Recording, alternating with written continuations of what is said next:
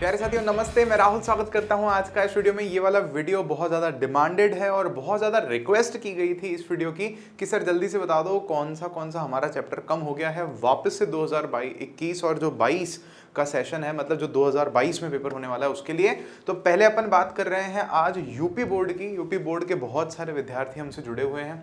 तो एक बात तो मैं आपको ये कहना चाहूँगा कि यूपी बोर्ड वाले यार बहुत ज़्यादा अच्छे हो गए हैं। मतलब उन्होंने क्या तो वेबसाइट इतनी अच्छी बना रखी है। मैं आपके सामने ही सर्च कर रहा हूँ, सब कुछ आपके सामने।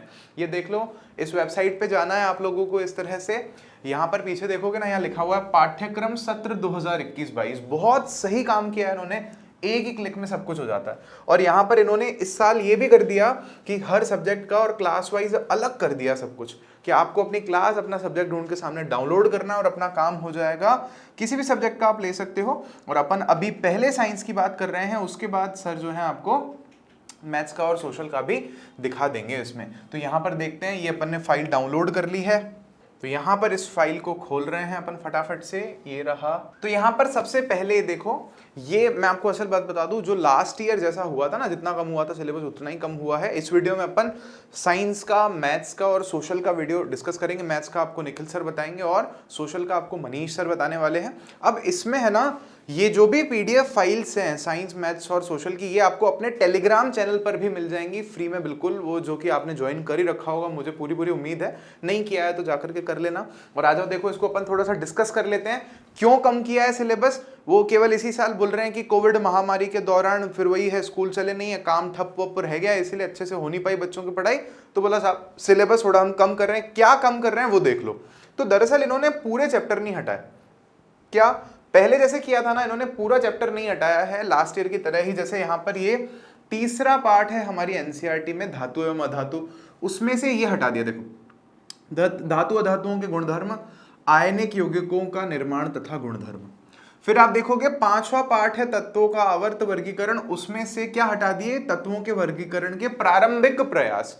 बोले तो डॉबराइनर का त्रिक हटा दिया, न्यूलैंड्स का अष्टक का सिद्धांत हटा दिया। लेकिन इसके बाद का जो मेन था ना, मेंडलीव की आवर्त सारणी, या चैप्टर में हम नई आवर्त सारणी जो मॉडर्न पीरियोडिक टेबल है उसके बारे में पढ़ते हैं, वो पूरा है। फिर आप देखोगे यहाँ पर जंतुओं तथा पौधों में नियंत्रण एवं समन्वय, ये है हमारा 7वां पार्ट है, नियंत्रण एवं समन्वय। ये चैप्टर इन्होंने लास्ट ईयर भी और इस साल भी पूरा का पूरा ही लगभग हटा दिया।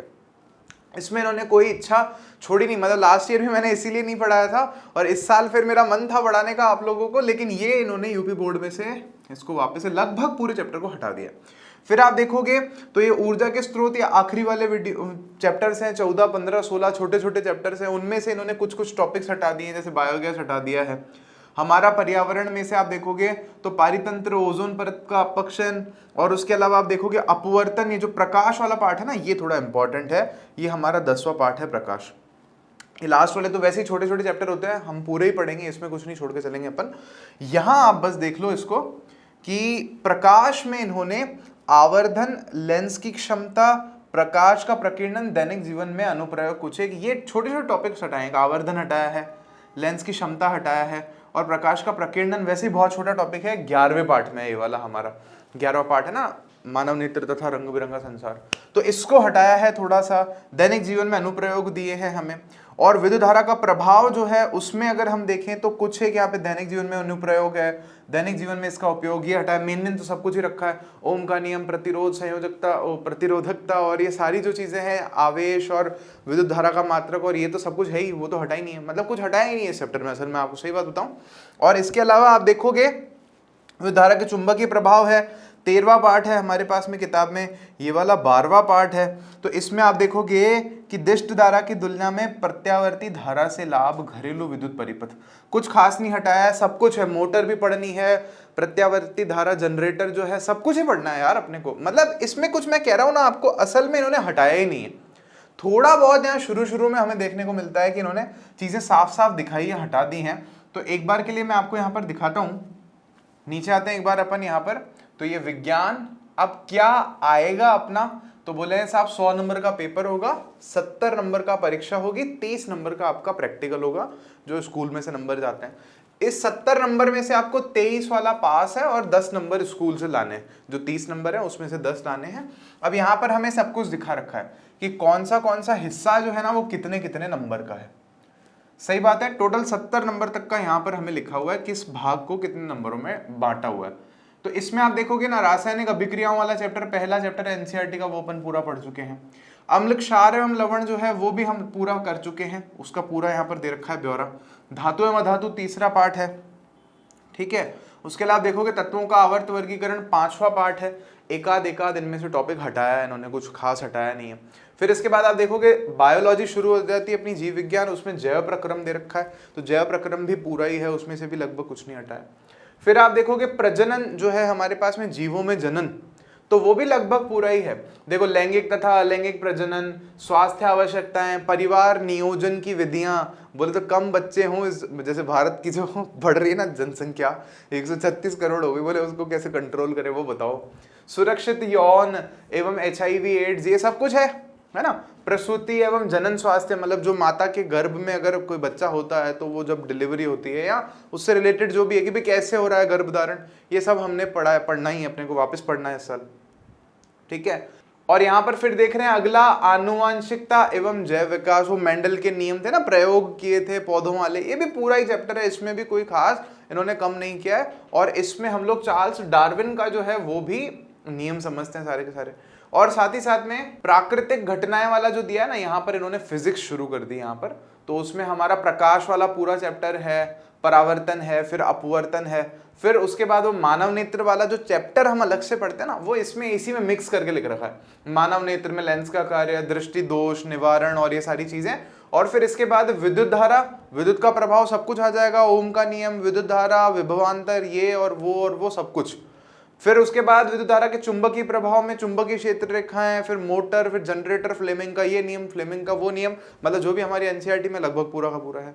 और प्राकृतिक संसाधन, ये लास्ट वाले पार्ट है, ये तो वैसे ही छोटे हैं, इनका तो मैं आपको क्या ही बताऊं। और बाकी फिर प्रयोग वाला काम बता रखा है जो आपको स्कूल वाले बता देंगे। अब देखो इसके बाद आपको जो है निखिल सर बताने वाले हैं मैथमेटिक्स का क्या क्या आ रहा है, क्या क्या नहीं आ रहा है। फिर सोशल वाले सर आपको बताने वाले हैं सोशल का। अभी एक छोटी सी चीज यहाँ पे आपका क्वेश्चन होगा कि सर फिर क्या हम क्या करें, हम आपके वीडियोस देख रहे हैं, फिर आप उस हिसाब से पढ़ा रहे हो कि नहीं पढ़ा रहे हो।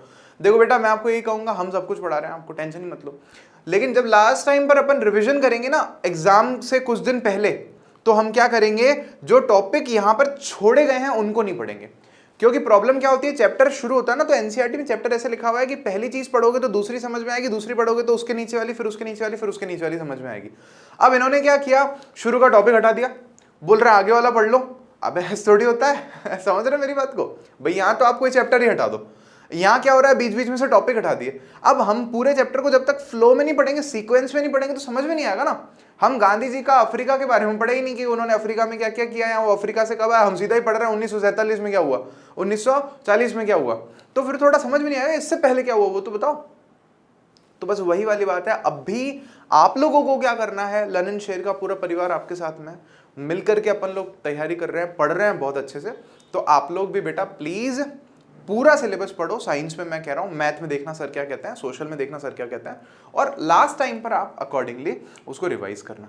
चलिए तो आ जाओ, अब देखते हैं अपन मैथ का। एक छोटी सी बात और, नीचे डिस्क्रिप्शन में सब कुछ दे रखा है, ये सारे के सारे जो लिंक्स है ना वो भी आपको मिल जाएंगे। मतलब ये जो चैप्टर्स जो आ रहे हैं ना आपके एग्जाम में, उनके सीक्वेंस वाइज लिंक्स आपको डिस्क्रिप्शन में भी मिल जाएंगे। आपको कहीं जाने की जरूरत नहीं है, सारे जाके चैप्टर्स देख लो, 100 में से 100 कहीं नहीं जाएंगे आपके।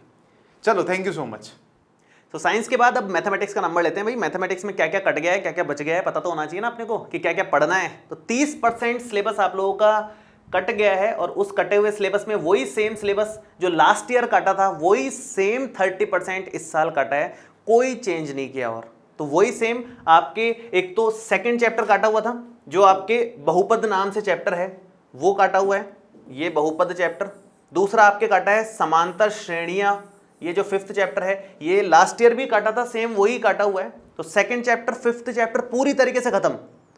उसके अलावा 10th चैप्टर व्रत, 10th चैप्टर पूरी तरीके से खत्म, ठीक है। और एक और है बीच में, कौन सा है, त्रिकोणमिति। त्रिकोणमिति में क्या खत्म किया है ये बता देता हूं मैं, पूरा खत्म नहीं हुआ है त्रिकोणमिति में, कुछ कुछ पार्ट खत्म हुआ है। तो त्रिकोणमिति में ये जो है ना, sine square theta plus cos square theta is equal to 1 को स्थापित करना और इसके अनुप्रयोग, ये वाला पार्ट खत्म हुआ है। मतलब ये 8.4 प्रश्नावली में आता है, बेसिकली ये 8.4 प्रश्नावली का हिस्सा है। तो 8.4 प्रश्नावली वाला ये त्रिकोणमिति 8वीं प्रश्नावली ये खत्म। उसके अलावा प्रायिकता जो 15th है 15वीं प्रश्नावली ये खत्म हो गई है आपके, और जो बचा है वो नीचे अलग से लिखा हुआ है, लेकिन अपने को उससे मतलब नहीं है कि क्या क्या बचा हुआ है, अपने को ये मतलब है कि क्या क्या कट गया है। तो मैं वो बता देता हूं क्या क्या कट गया है, क्योंकि बचा हुआ तो ज्यादा है ना। तो जो कट गया है वो मैं फाइनली लिख देता हूं यहां पर आप लोगों के लिए। देखो कट गया है एक तो सेकंड चैप्टर पूरा का पूरा, उसके बाद कट गया है 5वां चैप्टर पूरा का पूरा, उसके बाद 8.4 जो सबसे टफ थी वो हट गई है, 10वां हट गया है, और एक 15वां हट गया है।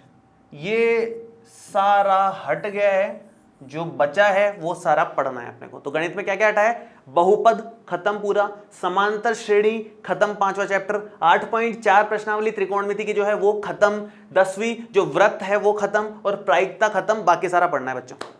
ठीक है, तो बहुत कुछ हट गया है, वैसे ध्यान से देखो तो बहुत कुछ हट गया है। ठीक है, तो बस ये सब बचा हुआ पढ़ेंगे अपन यूपी बोर्ड में, सारे के सारे बच्चे जो भी हैं अच्छे से। और बाकी बच्चों के लिए मैं ये करवा दूंगा, ऐसा नहीं कह रहा मैं करवाऊंगा नहीं, लेकिन यूपी बोर्ड वाले ये ना पढ़ें, बाकी पढ़ें अच्छे से मार्क्स लेके आएँ। चलो अब आप लोग सोशल जान लो, सोशल में क्या क्या बचा हुआ है।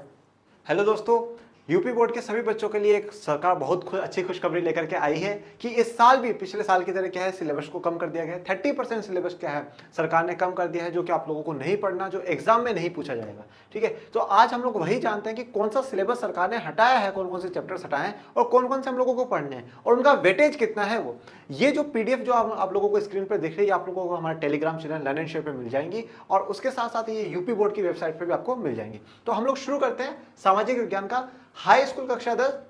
कोविड-19 महामारी के कारण शैक्षिक सत्र 2021-22 में, शैक्षिक सत्र 2021-22 में विद्यालयों में समय के पठन पाठन का कार्य न हो पाने की स्थिति में सम्यक विचारोपरांत विषय विशेषज्ञों की समिति द्वारा निम्नवत 30% पाठ्यक्रम कम किए जाने की अनुशंसा की गई है। तो क्या बोला है कि 2021-22 के लिए जो 22 में बच्चे एग्जाम देंगे उनके लिए 30% का क्या है, सरकार ने कम कर दिया है, कोर्स को कम कर दिया है, जो कि आप लोगों को नहीं पढ़ना है। तो सबसे पहले इतिहास के अंश कौन कौन से हटाएं, औद्योगिकीकरण का युग, ये वाला चैप्टर सरकार हटा चुकी है, जिसमें औद्योगिक क्रांति से पहले एवं औद्योगिक परिवर्तन की गति, उपनिवेशों में औद्योगिकरण, प्रारंभिक उद्यमी और कामगार, औद्योगिक विकास का अनुठापन, वस्तुओं के लिए बाजार, तो ये वाला चैप्टर सरकार हटा चुकी है। मुद्रण संस्कृति और आधुनिक विश्व, यूरोप में मुद्रण का इतिहास, 19वीं सदी में भारत में प्रेस का विकास, राजनीति, सार्वजनिक विवाद और मुद्रण संस्कृति में संबंध, ये भी क्या है सरकार ने हटा दिए हैं। और ये वाला जो पार्ट है इतिहास का, ये 2 चैप्टर सरकार हटा चुकी है। फिर उसके बाद आ जाते हैं भूगोल पे, ज्योग्राफी पे। इसमें सरकार ने विनिर्माण उद्योग, जो 6th चैप्टर आप लोगों के, प्रकार, अवस्थितिकी, स्पेटियल, वितरण केवल मानचित्र पे, राष्ट्रीय अर्थशास्त्र में, अर्थव्यवस्था में उद्योगों का योगदान, औद्योगिक प्रदूषण तथा पर्यावरण नियमनीकरण, ये सरकार हटा चुकी है। तो भूगोल में सिर्फ और सिर्फ आपके लिए छोटा सा ही उपहार सरकार ने दिया, एक चैप्टर हटा कर। फिर नागरिक शास्त्र, ठीक है, जिसको हम लोग क्या कहते हैं, राजनीतिक विज्ञान भी कहते हैं, तो उसमें राजनीतिक दल वाला चैप्टर हटा दिया। वो कितना इंटरेस्टिंग चैप्टर था, पॉलिटिक्स फिर कहां से सीखेंगे हम लोग। तो राजनीतिक दल वाला चैप्टर सरकार हटा चुकी है। प्रतियोगिता है, प्रतिवाद, संघर्ष में राजनीतिक दलों की क्या भूमिका होती है, भारत में प्रमुख राष्ट्रीय एवं क्षेत्रीय दल कौन कौन से हैं।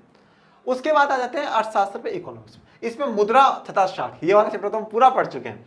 अर्थव्यवस्था में मुद्रा की भूमिका, बचत तथा साख के लिए औपचारिक एवं अनौपचारिक वित्तीय संस्थाएं, सामान्य परिचय, किसी एक औपचारिक संस्थान जैसे कोई राष्ट्रीयकृत वाणिज्य के बैंक तथा कुछ अनौपचारिक वित्तीय संस्थाओं का चयन किया जाए, स्थानीय साहूकार, जमींदार, चिट फंड तथा निजी वित्तीय कंपनी, ये सब कुछ हम लोग क्या है ज्यादातर काफी कुछ पढ़ चुके हैं, पर सरकार ने आप लोगों के लिए हटा दिया। देखो अब इंपॉर्टेंट जो बात हमारी तरफ से ये है कि मैं आपको पूरा सिलेबस कराऊंगा। ठीक है, मैं यह नहीं देखूंगा कि ये चैप्टर इस बोर्ड से हटा दिया गया है, ये इस बोर्ड से हटाया है। मैं आपको पूरा ही पढ़ाऊंगा और आपको पूरा ही पढ़ना है, क्योंकि सामाजिक विज्ञान तो समाज को बदलने के लिए है और हम सभी समाज का हिस्सा है। और जब आप प्रिपरेशन करो तो आप इन चैप्टर्स के इन टॉपिक्स को हटा देना, या आप इसकी कॉपी निकला कर अपने कमरे में लगा लेना कि ये चैप्टर मुझे इस बार नहीं पढ़ने। ओके, अब जो 70% पाठ्यक्रम है वो वैसा का वैसा ही है। अब उसमें देखो 70% का तो आपका प्रश्न पत्र होगा, जो आपके पास एग्जाम में क्वेश्चन पेपर आएगा वो 70 मार्क्स का होगा। 30 मार्क्स का प्रोजेक्ट के कार्य होंगे, जो आप प्रोजेक्ट बनाकर के स्कूल को सबमिट कराओगे, उसके बेसिस पे आपको 30 मार्क्स में से मिलेंगे। तो ये 70 वाले तो कहीं नहीं जाने चाहिए, 70 में से 70 तो मेरे बच्चे लेकर के आएंगे। भारत और समकालीन विश्व इतिहास, ये 20 मार्क्स की आएगी। इतिहास वाला जो टॉपिक है पूरा 20 मार्क्स का आएगा। समकालीन भारत भूगोल 20 मार्क्स की आएगी। लोकतांत्रिक राजनीति, नागरिक शास्त्र जिसे कह रहे हैं 15 मार्क्स, और अर्थशास्त्र जिसे हम लोग कह रहे हैं 15 मार्क्स। तो ऐसे कर करके टोटल क्या है 70 मार्क्स का हमारे पास पेपर आएगा, और 70 में से 70 हम लोगों को लेकर के आना। अब देख लेते हैं भैया आएगा क्या क्या। इतिहास में खंड 1 में से सबसे पहले यूरोप में राष्ट्रवाद का उदय, ये चैप्टर पूरा आएगा और हमें इसे पढ़ना है। दूसरा है भाई भारत में राष्ट्रवाद। अब भारत में राष्ट्रवाद तो अभी हमारा चल ही रहा है। इसमें प्रथम विश्व युद्ध का प्रभाव, खिलाफत, असहयोग एवं विभिन्न आंदोलन के मध्य विचारधारा है, नमक सत्याग्रह जिसे दांडी मार्च भी कहेंगे, जनजातियों, श्रमिकों एवं किसानों के आंदोलन, सविनय अवज्ञा आंदोलन की सीमाएं, सामूहिक अपनत्व की भावना। ये जो दोनों चैप्टर है, यूरोप में राष्ट्रवाद का उदय और भारत में राष्ट्रवाद, ये दोनों चैप्टर मिलाकर के कितने हैं? 9 मार्क्स के। भैया कितने मार्क्स के हैं? 9 मार्क्स के। तो इन दोनों चैप्टर में से आपसे 9 मार्क्स के क्वेश्चन पूछे जाएंगे, बहुत इंपॉर्टेंट है। और आगे जो मैप के क्वेश्चन है वो भी इन्हीं में से ज्यादा पूछे जाएंगे। उसके बाद इसकी दूसरा यूनिट है जीविका, अर्थशास्त्र एवं अर्थव्यवस्था एवं समाज। इसमें भूमंडलीकृत विश्व का बनना, मतलब ग्लोबलाइजेशन होना, वैश्वीकरण होना, ये वाला हम इकोनॉमिक्स में पढ़ चुके हैं, जो हमारे हिस्ट्री में काम आएगा। ये कितना है? ये अकेला 6 मार्क्स का चैप्टर है। तो इस चैप्टर पर अगर आप लोग ज्यादा फोकस करोगे तो बेटर रहेगा, क्योंकि वहां पर 2 चैप्टर का 9 है और यहाँ पे एक चैप्टर को ही 6 मार्क्स का वेटेज है। तो ये जब हम लोग पढ़ेंगे आपको बहुत बेहतरीन तरीके से इसको पढ़ना है। अब क्या हुआ? 9 और 6 15 हो गए। अब 5 मार्क्स बचे, तो 5 मार्क्स क्या होंगे? मानचित्र कार्य के मिलेंगे, मतलब मैप का जो वर्क होगा उसके लिए होंगे। तो क्वेश्चन मैप रिलेटेड आएगा। तो उसमें क्या है? भारतीय राष्ट्रीय कांग्रेस के अधिवेशन कहां कहां हुए? कलकत्ता आपको शो करना है, नागौर शो करना है, मद्रास, लाहौर शो करना है। उसके बाद महत्वपूर्ण केंद्र चंपारण, खेड़ा, अहमदाबाद, अमृतसर, ये सभी आपको क्या शो करना है? चोरी चोरा कांड उत्तर प्रदेश, दांडी गुजरात, ये सभी आपको क्या है? मैप में शो करना है। तो ये तो क्या था कि इतिहास में से जो आएगा। अब देख लेते हैं भूगोल में से हमारे पास क्या आने वाला है।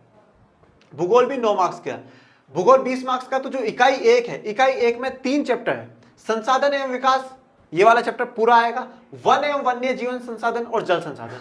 अब देखो बहुत इंपॉर्टेंट बात है, सेकंड और थर्ड चैप्टर आपसे एग्जाम में नहीं पूछा जाएगा, आपसे एग्जाम में नहीं पूछा जाएगा, परंतु मानचित्र संबंधी मैप रिलेटेड क्वेश्चंस आएंगे और प्रोजेक्ट से संबंधित कार्य कराए जाएंगे। मतलब आपको पढ़ना तो पड़ेगा। सेकंड और थर्ड आपसे फाइनल एग्जाम जब होगा नहीं पूछा जाएगा, बट मैप का क्वेश्चन आएगा। तो मैप क्वेश्चन कब करोगे? जब आपको पढ़ा होगा, और आपको प्रोजेक्ट कार्य भी मिलेगा, तो तभी आपको पता चलेगा जब आप इसे अच्छे से पढ़ लोगे।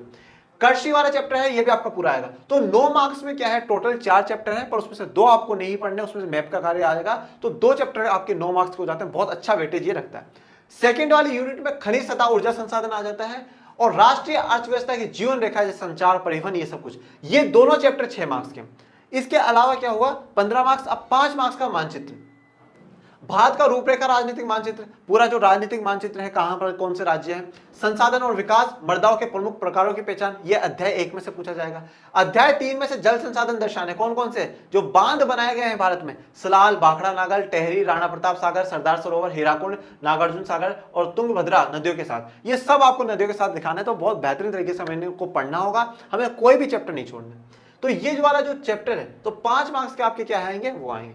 अध्याय 4 में से चावल और गेहूं के प्रमुख क्षेत्र कौन कौन से हैं, प्रमुख सबसे बड़े उत्पादक राज्य, भाई गन्ना का सबसे ज्यादा उत्पादक कौन करता है, उसको हमें मैप में शो करना है। चाय का कौन कर रहा है, कॉफी का कौन है, रबड़ का, कपास का, जूट का, इन सबके जो सबसे ज्यादा उत्पादन जो राज्य कर रहे हैं उनको मैप पे शो करना है। तो ये हो गया क्या है? 20 मार्क्स की क्या हो गई? हमारे ज्योग्राफी हो गई, 20 की हिस्ट्री हो गई। अब ये बात इनमें से बहुत इंपॉर्टेंट है कि 10 मार्क्स की क्या है? इस 40 मार्क्स में से 10 मार्क्स के मैप है, 5 के हिस्ट्री में से और 5 का ज्योग्राफी में से। तो मैप की प्रैक्टिस भी हमें बहुत अच्छे से करनी होगी। तीसरा आ जाता है लोकतांत्रिक राजनीति, या हम जिसे क्या कहते हैं, पॉलिटी। अध्याय 1 एवं 2 सत्ता की साझेदारी एवं संघवाद, तो ये वाला चैप्टर पूरा आएगा। और तीसरा है लोकतंत्र और विविधता, ये दोनों चैप्टर मिलाकर के 8 मार्क्स के हैं, बहुत अच्छे से। तो हम लोग सत्ता की साझेदारी भी पढ़ चुके हैं और संघवाद भी पढ़ चुके हैं। तो लोकतंत्र और विविधता हम लोगों को पढ़नी। यूनिट 2 में से है, यूनिट 2 7 मार्क्स की है। इसमें अध्याय 5 है लोकप्रिय संघर्ष और आंदोलन, जाति, धर्म और लैंगिक मसले, और अध्याय 6 है लोकतंत्र के परिणाम, और अध्याय 8 लोकतंत्र की चुनौतियां। ये सभी मिलाकर के कितने हैं? 7 मार्क्स के। तो 8 मार्क्स के शुरुआत के 3 चैप्टर हैं और 7 मार्क्स के बाकी के चैप्टर हैं। तो 15 मार्क्स का वेटेज है और 15 मार्क्स हमें लोगों को लेने हैं। उसके बाद फाइनली आ जाते हैं हमारे सबसे इंटरेस्टिंग सब्जेक्ट अर्थशास्त्र पे, जहां पर हमारे पैसों की बात होती है। तो इसमें इकाई 1 जो है वो 9 मार्क्स की है, और 9 मार्क्स में से कौन कौन से चैप्टर आपसे पूछ रहा है? विकास वाला पूछ रहा है, ठीक है, हम लोग पढ़ चुके हैं। भारतीय अर्थव्यवस्था का क्षेत्र के बारे में पूछ रहा है, हम लोग पढ़ चुके हैं। और 9 मार्क्स के तो कंफर्म आ ही जाने चाहिए। और इकाई 2 में 6 अंक है, भूमंडलीकरण तथा भारतीय अर्थव्यवस्था वैश्वीकरण वाला, ये भी हम लोग पढ़ चुके हैं, ठीक है। और फाइनली है उपभोक्ता अधिकार, तो ये भी हम लोग पढ़ चुके हैं, ये 6 मार्क्स का है। ये जो है तो पॉलिटी और इकोनॉमिक्स 15-15 के हैं, ज्योग्राफी हिस्ट्री 20-20 के हैं, जिसमें से 5-5 मार्क्स के मैप हैं। तो बहुत अच्छा आप लोगों के लिए करा गया है। बाकी प्रोजेक्ट कार्य है, जो कि प्रोजेक्ट कार्य आपको किस प्रकार से स्कूल में मिलता है कैसे मिलता है वो आप लोगों को स्कूल की तरफ से मिलेगा। तो हमें ये सब कुछ पढ़ना है, पर हम सब कुछ आपको पढ़ाएंगे, ठीक है। कोई भी सामाजिक विज्ञान का डर आपके दिमाग में नहीं छोड़ेंगे। और आप ये मैप हमारे टेलीग्राम चैनल से ले लीजिएगा, ये PDF, जिससे आप उसको लगा सके और बाद में देख सके कौन कौन से चैप्टर्स हमें कट करने हैं। Thank you so much.